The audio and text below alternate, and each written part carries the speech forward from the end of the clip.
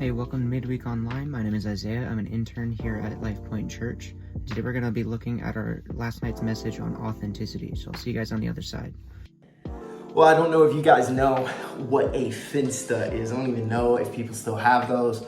I know they were huge when I was in high school 10 years ago. Good Lord, it is crazy how quickly you grow. Anyway, no, but I don't know if you even know what that is. But basically, it's where you start another Instagram account to hide content. Most of the time it's private.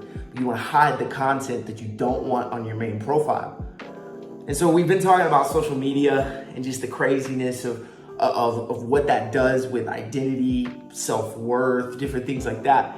And how crazy is it that even in our own self, we can't rationalize, no, this isn't good for my main, but it's good for my Finsta. This isn't good for my first account, but it's good for my second one. I think that it's so interesting that we feel like we can't even be real on our real pages.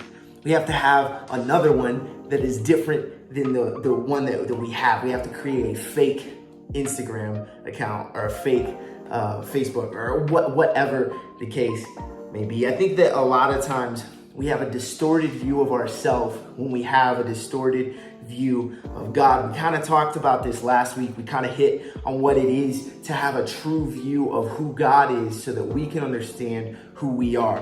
When we don't see ourselves clearly, we don't see God clearly. When we don't see God clearly, we can't see ourselves clearly. We have to wrestle with our view of God so we can start to see ourselves for who we really are as we see who He really is and who He's made us to be.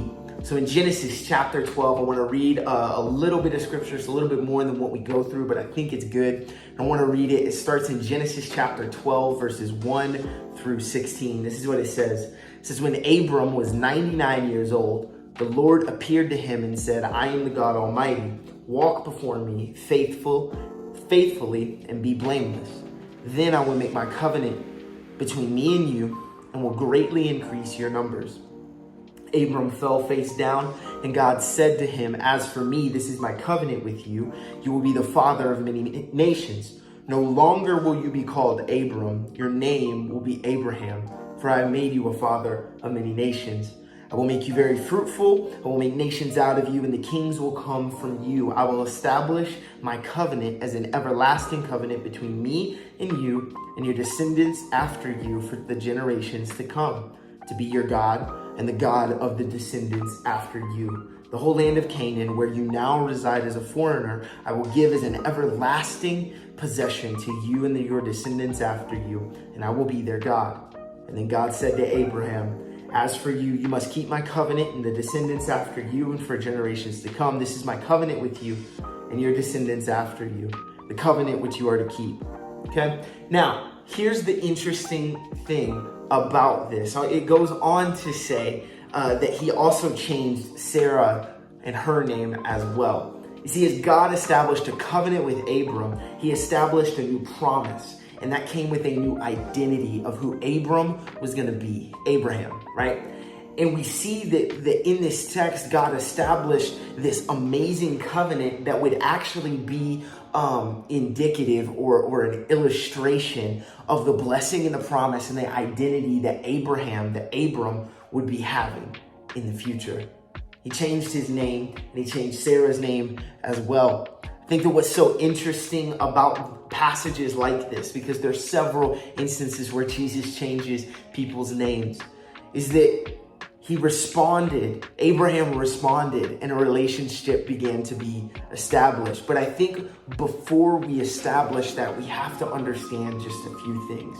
The first is this, is that we'll never know who we are until we know who God is. We won't know who we are if we don't know who God is. You see, Abram stayed Abram until God had called him and began a relationship with him.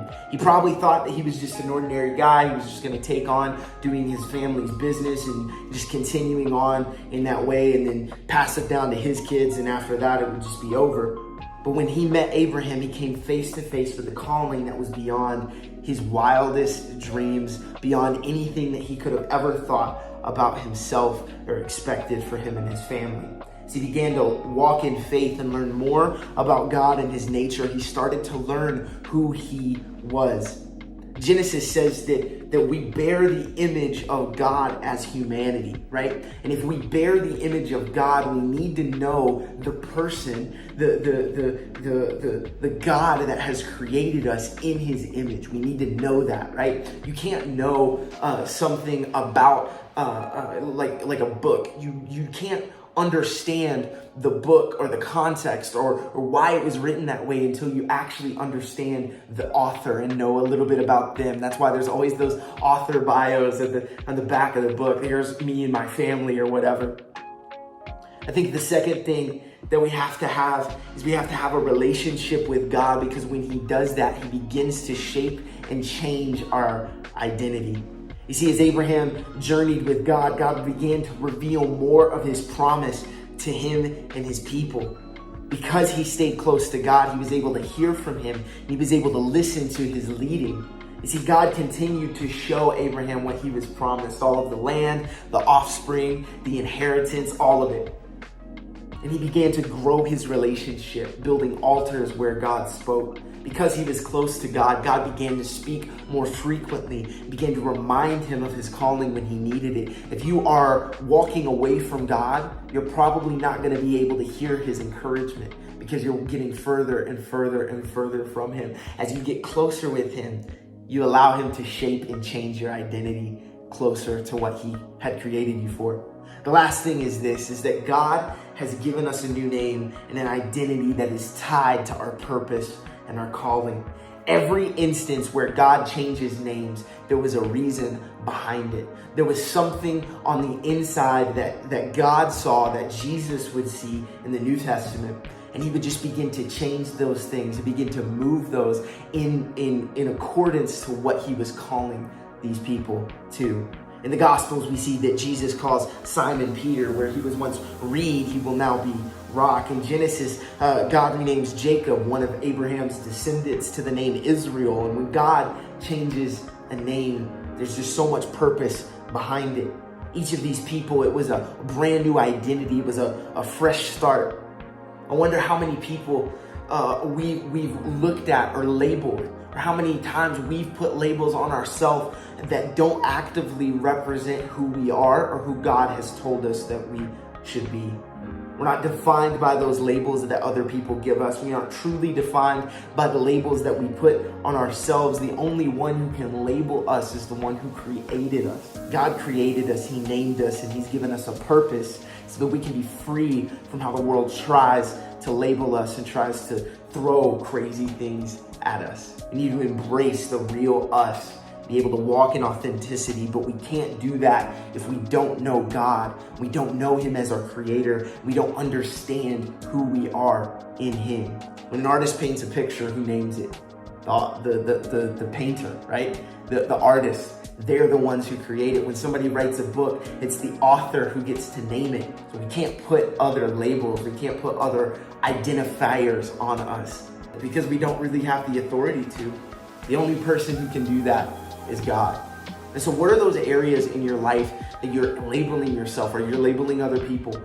And how would God label them? Begin to walk in that freedom, and I believe that you will begin to see some life change in your life. Thank you guys so much for watching. Make sure to follow us on our social media here on Instagram, on YouTube. DM us if you have any questions or prayer requests, any needs. We'll see you next week, Thursday at 7 p.m.